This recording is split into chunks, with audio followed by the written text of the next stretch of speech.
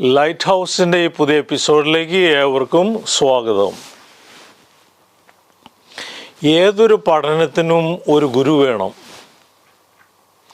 ഭാരതത്തിൽ ഗുരുകുല വിദ്യാഭ്യാസത്തിൻ്റെ ആരംഭം കുറിച്ചത് ഈ തത്വസംഹിതയിലാണ്. വിദ്യാഭ്യാസ രംഗത്ത് മാത്രമല്ല, കായിക തലത്തിലും ധാർമ്മിക തലത്തിലും ഗുരുക്കന്മാർ ഉണ്ടെങ്കിൽ ആരോഗ്യപരമായ വളർച്ചയുണ്ടാകും.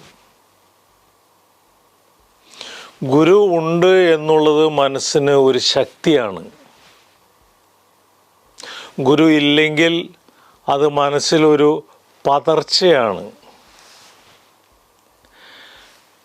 കാടിന് സമീപം മേയാൻ ഇറങ്ങിയതായിരുന്നു പശു.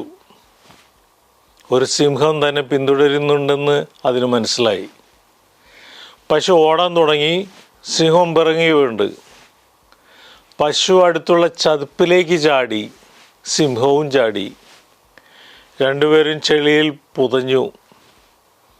പശുവിനെ രക്ഷപ്പെടാനോ സിംഹത്തിന് പശുവിൻ്റെ അടുത്തെത്താനോ കഴിഞ്ഞില്ല.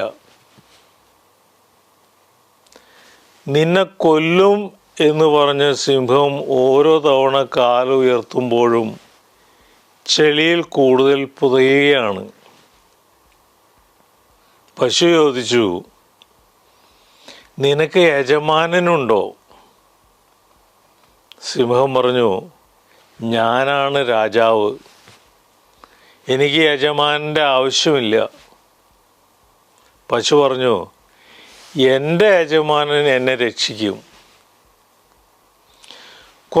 കുറച്ച് കഴിഞ്ഞപ്പോൾ ഉടമസ്ഥനെത്തി പശുവിനെ കയറ്റിക്കൊണ്ട് പോയി. സിംഹം താമസിയാതെ ചതുപ്പിൽ താണുപോയി. വഴി കാട്ടുകയും വഴി വിളക്കാകുകയും വഴി തെറ്റിയാൽ തിരിച്ചു കൊണ്ടുവരികയും ചെയ്യുന്ന ഒരു ഗുരു ഉണ്ടാകുന്നത് അനുഗ്രഹമാണ്. തനിച്ച് ചെയ്യാൻ കഴിയുമെന്നത് ആത്മവിശ്വാസം. എല്ലാം തനിച്ച് ചെയ്യാൻ കഴിയുമെന്നത് അഹംഭാവം. അനുഭവം ജ്ഞാനമുള്ളവർക്ക് എന്തു പ്രശ്നത്തോടും ക്രിയാത്മകമായ സമീപനം ഉണ്ടാകും. അഹംബോധം നിറഞ്ഞ് തുളുമ്പുന്നവർക്കൊന്നും മാർഗനിർദ്ദേശം നൽകാൻ ആരും ഉണ്ടാകുകയില്ല.